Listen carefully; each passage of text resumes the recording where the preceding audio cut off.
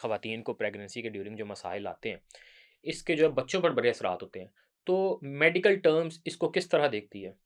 इसमें अगर हम स्पेसिफिकली बच्चों को देखें तो मेडिकल में एक बहुत ज़्यादा चीज़ हमारे पास आ रही है। हुँ, काफ़ी ज़्यादा, हालाँकि हम बहुत ज़्यादा जो है प्रोग्रेस कर चुके हैं मेडिकल साइंसेज़ में, वो चीज़ उतनी ज़्यादा होनी नहीं थी चाहिए जितनी लास्ट कुछ सालों में काफ़ी ज़्यादा हो हुँ, चुका हुँ, है, और वो है सेरेब्रल पाल्सी। सेरेब्रल पाल्सी में ये है कि जो दिमाग का जो सबसे बड़ा एरिया है, जिस सारी बॉडी की डेवलपमेंट को कंट्रोल कर रहा है, उसके किसी एक स्पेसिफिक एरिया में, किसी हिस्से में खून की सप्लाई अगर रुक जाए हुँ, हुँ, या कोई इन्फेक्शन ट्रांसफ़र हो जाए और वहाँ पे टिश्यू डेथ हो जाए ब्रेन के अंदर, तो वो जो जो एरियाज़ बॉडी के, वो वाला एरिया कंट्रोल कर रहा होगा जिस जिस एरिया की ग्रोथ, वो फिर जो है इफ़ेक्ट हो जाती है, और वो परमानेंट जो है वो फ़ालिज में चली जाती है, हुँ, दिमागी फ़ालिज इसमें बच्चों में कहा जाता है, और हुँ, इसकी रेशियो जो है पिछले कुछ सालों में पाकिस्तान में बहुत ज़्यादा है। मसला ये आ रहा है कि ये रेशियो तो ज़्यादा हो चुकी है, लेकिन लोग जो है इसको, एक तो अल्लाह ताला की तरफ से जो है आज़माइश, हुँ, या हुँ। कई लोग तो जैसे ससुराल वाले या इर्द-गिर्द के लोग कह रहे होते हैं कि माँ-बाप को सज़ा मिल गई है उनके अच्छा। गुनाहों की। उल्टी-सीधी बातें काफ़ी कर रहे होते हैं।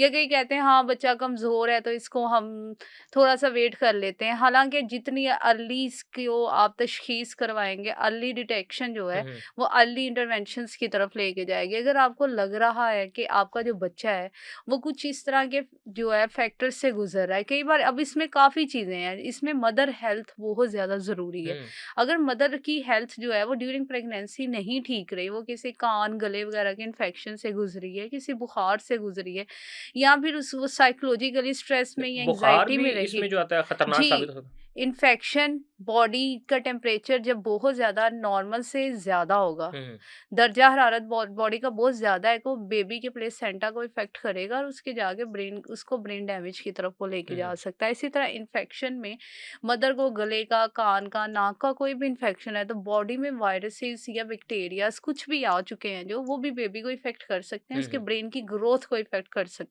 हैं। फिर इसके अलावा कई बार मदर बहुत ज़्यादा स्ट्रेस में रहती हैं, तो स्ट्रेस में ऐसे हार्मोन्स बॉडी में एक्टिव होते हैं जो बेबी के ब्रेन की ग्रोथ को इफ़ेक्ट करते हैं। और कई बार ऐसे होते हैं जो हमारा एक कल्चर है, नहीं जी नॉर्मल डिलीवरी करवानी है, हुँ, हुँ, हर एक की नॉर्मल डिलीवरी पॉसिबल नहीं है। तो वो नॉर्मल डिलीवरी की कोशिश में ही कई बार बच्चे की ड्यूरिंग डिलीवरी, ड्यूरिंग लेबर ही बच्चे के ब्रेन का कोई ना कोई पार्ट जो है वो डैमेज हो जाता है, वहाँ पे सेल्स की डेथ हो जाती है, जिसकी वजह से वो परमानेंट डिसेबिलिटी की तरफ जाने लगता है। अब बच्चा पैदा हो गया है, इन इश्यूज़ के साथ फिर आगे क्या करना है? नहीं तो जब हमारी सोसाइटी में चूँकि हम देखते हैं कि हर दूसरे तीसरे घर के जो मसाइल हैं, उनमें यही मसाइल हैं कि ड्यूरिंग प्रेगनेंसी जो है वो पहले तो कोशिश यही होती है कि ख़वातीन को ज़्यादा से ज़्यादा मसरूफ़ रखा जाए। या जैसे आपने डिप्रेशन का जो है वो तज़किरा किया तो ये अमूमन जो है वो हमारी सोसाइटी में बहुत ज़्यादा पाया जाता है। तो ये कितना जो है वो रेशो जो है वो बढ़ रहा है जो बच्चों को जो है वो डिसेबिलिटी की जानिब लेके जा रहा मैंने है? अभी-अभी बताया है कि ब्रेन में ऐसे हार्मोन्स ब्रेन से मदर के ऐसे पैदा होंगे जो हुँ, जाके बेबी को इफ़ेक्ट कर जाएँगे। आपका बेसिकली इस कंडीशन में सिम्पैथेटिक सिस्टम एक्टिव हो रहा होता है, उसमें वो वाले हार्मोन्स एक्टिव होते हैं जो फाइट और फ्लाइट कंडीशन, हम एक वर्ड हुँ, यूज़ करते हैं, इमरजेंसी सिचुएशन में सीक्रेट होते हैं। तो बेबी के लिए तो हमने एक नॉर्मल एनवायरनमेंट रखना है ना, उसको हम ऐसे एनवायरनमेंट में ले, ऐसा एनवायरनमेंट मदर के अंदर क्रिएट हो गया। फिर ऐसे स्ट्रेस और एंग्जायटी में वो डाइटरी डेफिशिएंसीज़ की तरफ बहुत ज़्यादा जा रही, वो खुराक पे ध्यान नहीं दे रही, हुँ, वो नॉर्मल अपनी फिज़िकल वेलबींग पे ध्यान नहीं दे रही। और ऐसी सिचुएशन में अक्सर मदर जो है ना, वैसे भी मैक्सिमम हमारे कल्चर में जो फीमेल्स हैं, फीमेल की जो हेल्थ है, हुँ, रिप्रोडक्टिव हेल्थ, उस पे इतना ज़्यादा फोकस किया ही नहीं जाता है।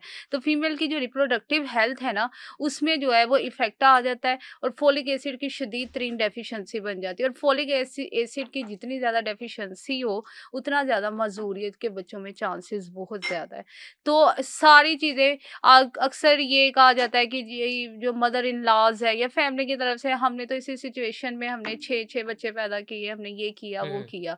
आज की मदर की हेल्थ में और जो हमारी ओल्ड जो माएँ हैं, उनकी हेल्थ में ज़मीन आसमान का फ़र्क है। तब डाइट्स प्योर थीं, हुँ, अच्छी खासी बॉडी स्ट्रॉन्ग होती थी। आजकल की मदर्स में डाइटरी डेफिशिएंसीज़ के साथ मेंटल इलनेस का की रेशियो भी हुँ। बहुत ज़्यादा है।